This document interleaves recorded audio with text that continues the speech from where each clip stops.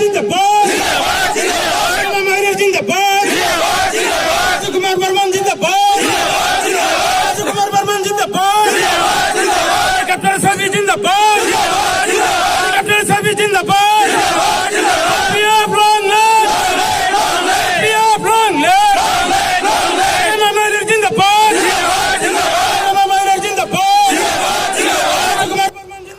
ফকিৰ গ্ৰামত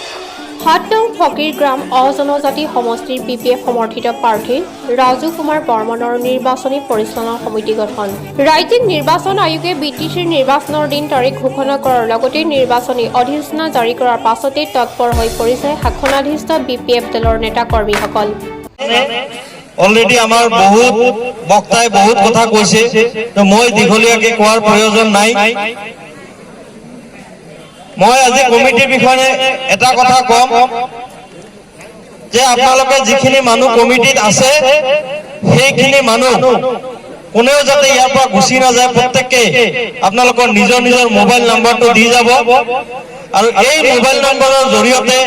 আমি এটা হোৱাটছএপ গ্ৰুপৰ জৰিয়তে আমি সঘনাই মিটিংখন বা আমাৰ এই পৰিচালনা সমিতিয়ে যিকোনো কাম কাজ কৰাৰ কাৰণে যিখিনি সুবিধাৰ্থে যিখিনি কাম কৰিব লাগে তাৰ কাৰণে আমি এটা হোৱাটছএপ গ্ৰুপ খুলিম। গতিকে আমাৰ এই কমিটিত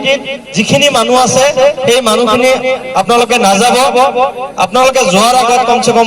নিজৰ নিজৰ মোবাইল নম্বৰটো দি যাব। তো মোক যেহেতু কব দিছে মই এটা কথা কওঁ, আমাৰ মাইনৰিটি সম্প্ৰদায়ক এটা টাৰ্গেট কৰি কথা কওঁ যে বিশেষকৈ যি হিমন্ত বিশ্ব শৰ্মাই কেইদিনমান আগত আমাৰ এই মাইনৰিটি সম্প্ৰদায়ক টাৰ্গেট কৰি কিমান গালি গালাজ কৰিলে আমাৰ এই মাইনৰিটি সম্প্ৰদায়ৰ প্ৰত্যেকজন মানুহে আপোনালোকে ভালকৈ জানে। আমাৰ হয়তো BTCত আমাৰ মাইনৰিটি সম্প্ৰদায়ৰ ভোটৰ খাতিৰত এতিয়ালৈকে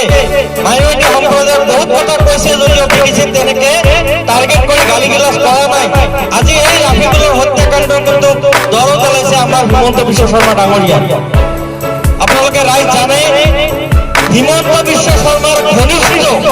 অতি ঘনিষ্ঠ এজন আমাৰ SP আছে। যেতিয়া ৰাফিকুলৰ হত্যাকাণ্ড হৈছিল আপোনালোকে হয়তো জানে ৰাজেন সিং নামৰ যিজন হিমন্ত বিশ্ব শৰ্মাৰ অতিকে ঘনিষ্ঠ, যি ৰাজেন সিঙে অখিল গগৈক দীঘলী পুখুৰীৰ পাৰত হত্যাৰ হুমকি দিছিল এই হিমন্ত বিশ্ব শৰ্মাৰ কাৰণে এই ৰাজেন সিং কিন্তু কোকৰাঝাৰৰ SP হিচাপে আছে ৰাফিকুলৰ হত্যাকাণ্ডৰ সময়ত। ৰাইজ বিভিন্ন দল সংগঠন আমাৰ মাইনৰিটি সম্প্ৰদায়ৰ মানুহ কিমান চিঞৰ বাখৰ কৰাৰ পিছতো আমাৰ এই ৰাজেন সিঙক কিন্তু আমি এই কোকৰাঝাৰ ডিষ্ট্ৰিক্টৰ পৰা আমি ইয়াৰ পৰা আঁতৰাব পৰা নাছিলো। এই ৰাজেন সিঙে 3 বছৰ চ্যালেঞ্জ মোডত থাকি ৰাফিকুল হত্যাকাণ্ড হোৱাৰ যত যাৱতীয় নথিপত্ৰ ইয়াৰ পৰা গায়ব কৰাৰ পিছতহে ইয়াৰ পৰা গুচি গৈছে। ইনডাইৰেক্টলি আজি যদি সঁচাকে সেই সময়ত যদি চিবিআইৰ যদি তদন্ত হল হয় হয়তো ৰাজেন সিং ইয়াৰ পৰা জগৰীয়া হল হয়, হয়তো হিমন্ত বিশ্ব শৰ্মা ৰাফিকুল হত্যাকাণ্ডৰ কাৰণে জগৰীয়া হল। ৰাইজ সেই ৰাফিকুল হত্যাকাণ্ডৰ কথা আজি হিমন্ত বিশ্ব শৰ্মাৰ মুখত হবা নাপায়, কাৰণ এই বিজেপিৰ সময়তে আমাৰ জাতিৰ দৰদী আমাৰ জাতিটোক আগুৱাই লৈ যোৱাৰ ক্ষেত্ৰত আমাৰ জাতিৰ হকে মাত মাতাৰ যিজন এজন ল'ৰা হৈছিল সেই ল'ৰাজনৰ নামটো ওলাইছে। এই ৰাফিকুলৰ নাম আমি এই সদনত ল'ব বিচৰা নাছিলো। ৰাফিকুলৰ নাম লৈ আমি কোনোদিনো ৰাজনীতি কৰা নাই আৰু কোনোদিনো ৰাজনীতি নকৰো। ৰাফিকুল হয়তো মৃত্যুবৰণ কৰিছে, তেখেতক আল্লাহ স্বৰ্গবাসী কৰক, কিন্তু এই ৰাফিকুলৰ হত্যাকাণ্ড ৰাফিকুলৰ নাম লৈ বিজেপিয়ে যি ৰাজনীতি কৰি আছে সেই ৰাজনীতিক আমি প্ৰশ্ৰয় দিব নালাগে। ৰাইজ মই আৰু এটা কথা কম, আপোনালোকে জানে যে আমাৰ বিজেপি গভৰ্ণমেণ্টে হয়তো আমাৰ ইঞ্জিন চৰকাৰৰ লগত বা ইঞ্জিনৰ ট্ৰেক্টৰৰ লগত যিটো এটা মিতৰালি কৰি আছে সেই মিতৰালিটো কিন্তু BPFৰ লগত নাই। কিয়নো BPFে যোৱা 15 বছৰে কংগ্ৰেছ চৰকাৰৰ লগত থাকিও কোনোদিনো বৈশ্যতা স্বীকাৰ কৰা নাছিল, এতিয়াও বৈশ্যতা স্বীকাৰ নকৰে। এই বৈশ্যতা যদি স্বীকাৰ কৰিল হয় তেতিয়া হয়তো কংগ্ৰেছে ইয়াত টিকেট দি কংগ্ৰেছে ইয়াত ভেটি স্থাপন কৰিব পাৰিল হয়। কংগ্ৰেছ আজি বিজেপিতো মাত্ৰ 5 বছৰ হৈছে, কংগ্ৰেছ গোটেই অসমত 15 বছৰ শাসন কৰিছিল। ভাৰতবৰ্ষত 10 বছৰ ৰেগুলাৰ শাসন কৰিছিল ইউপিএ গভৰ্ণমেণ্টৰ টাইমত সিহঁতে কিমান আমাক বৈশ্যতা স্বীকাৰ কৰাবলৈ বাধ্য কৰাইছিল কিন্তু আমাৰ এই হাগ্ৰামা ছাৰে এই বিপিএফে কোনোদিনও বিজেপিৰ বৈশ্যতা স্বীকাৰ কৰা নাই কোনো ন্যাশনাল দলৰ বৈশ্যতা স্বীকাৰ কৰা নাই আৰু কেতিয়াও নকৰে আর অলরেডি আমার ট্রাক্টরের যিজন প্রমোদ বড় ডাঙরিয়া এক্ষেত্রে কি বৈশ্যতা স্বীকার করেছে নকরেছে আপনাকে ভালকে দেখা পাইছে আজি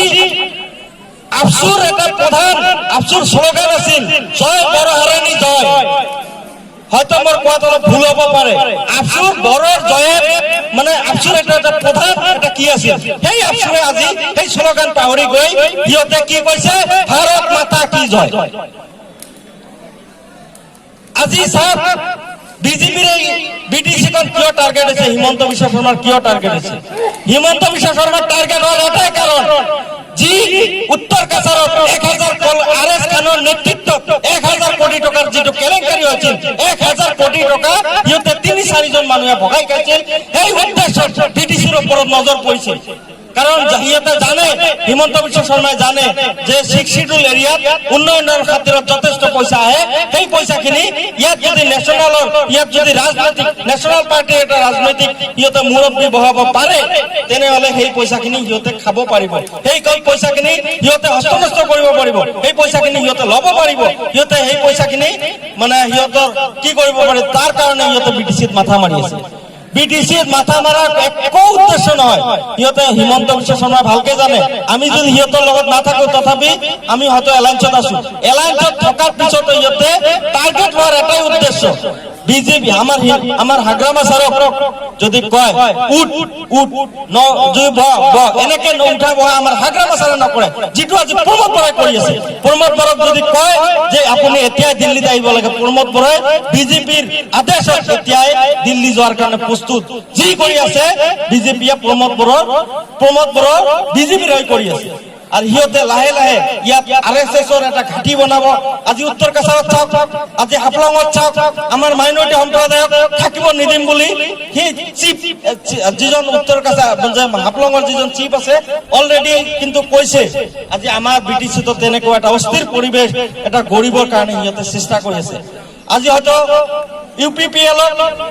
যেটো মুসলিমৰ ভোট লাগে কাৰণে মুসলিমৰ দৰদ দেখাই আছে সেই ইউপিপিএলে কিন্তু বিজেপিৰ নেতৃত্বত প্ৰমোদ বৰাই এদিন চিফ হৈ ইয়াতে মুছলমান মানুহখিনিক কেনেকে ধ্বংস কৰা যায় মুছলমান মানুহখিনিক ইয়াৰ পৰা কেনেকে খেদা যায় সেইখিনি ষড়যন্ত্ৰ কৰিব সেইখিনিৰ পৰা আপোনালোকে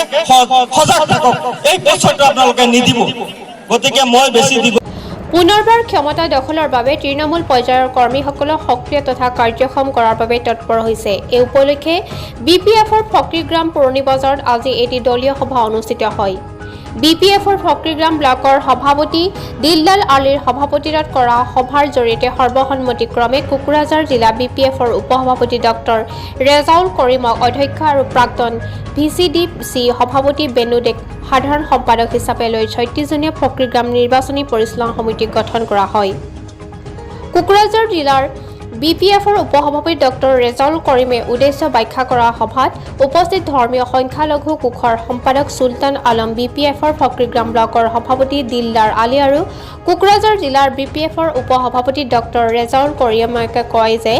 বিপিএফ দলৰ শক্তিশালী কৰ্মকৰ্তা আছে এই দলৰ তৃণমূল পৰ্যায়ৰ পৰা শীৰ্ষ পৰ্যায়লৈকে কৰ্মকৰ্তাসকলে সমাজৰ সকলো শ্ৰেণীৰ লোকৰ কথা চিন্তা কৰে যাৰ বাবে বিগত 3টা কাৰ্যকাল বিটিসিত বিপিএফে শাসন চলাইছে আৰু এইবাৰো বিপিএফে বিজয় সাব্যস্ত কৰিব আজিৰ দিনত বিটিসিত বিপিএফৰ লগত ফেৰ মাৰিব পৰা কোনো দলেই নাই ভাষণত উপস্থিত সকলে কয় যে ইউপিপিএলৰ সভাপতি প্ৰমোদ বড়ো আৰু মন্ত্ৰী ডক্টৰ হিমন্ত বিশ্ব শৰ্মাক কঠোৰ ভাষাৰে সমালোচনা কৰে উক্ত সভাত সকলো নেতাকৰ্মীক সক্ৰিয় হৈ দলৰ স্বাৰ্থত কাম কৰিবলৈ আহ্বান জনায় সভাত 7 নং ফকীৰগ্ৰাম অজনজাতি সমষ্টিৰ বিপিএফ সমৰ্থিত প্ৰাৰ্থী ৰাজু কুমাৰ বৰ্মন টিচিএলচিচি সভাপতি বিজয় তিৱাৰী ফকীৰগ্ৰাম পৌৰসভাৰ সভাপতি সুৰেন্দ্ৰ শৰ্মা সহ কেইবাজনো নেতা আৰু ফকীৰগ্ৰামৰ সকল ভিচিডিচি সভাপতি সম্পাদক সহ সকলো কৰ্মকৰ্তা উপস্থিত থাকে ফকীৰগ্ৰামৰ পৰা কিশোৰ মিশ্ৰৰ ৰিপৰ্ট অপৰপা টিভি প্ৰিয় দৰ্শক আপোনালৈ এটি বিনম্ৰ অনুৰোধ অপৰূপা টিভি চেনেলটো আপুনি চোৱাৰ সময়ত চেনেলটো লাইক কৰি ওচৰতে থকা বেল আইকনটো বজাই ভিডিঅ'টো আনলৈ শ্বেয়াৰ কৰি কমেণ্ট কৰে যেন। অপৰূপা টিভি চেনেলটো আপুনি চোৱাৰ সময়ত চেনেলটো লাইক কৰি ওচৰতে থকা বেল আইকনটো বজাই ভিডিঅ'টো আনলৈ শ্বেয়াৰ কৰি কমেণ্ট কৰে যেন। অপৰূপা টিভিৰ তৰফৰ পৰা প্ৰতিভাৰ সন্ধান নামৰ এক প্ৰতিযোগিতামূলক অনুষ্ঠানৰ আয়োজন কৰা হৈছে। প্ৰথম পুৰস্কাৰ 15,000 টকা, দ্বিতীয় পুৰস্কাৰ 10,000 টকা, তৃতীয় পুৰস্কাৰ 5,000 টকা আৰু নিচুকনি পুৰস্কাৰ 1,000 টকা ধাৰ্য কৰা হৈছে।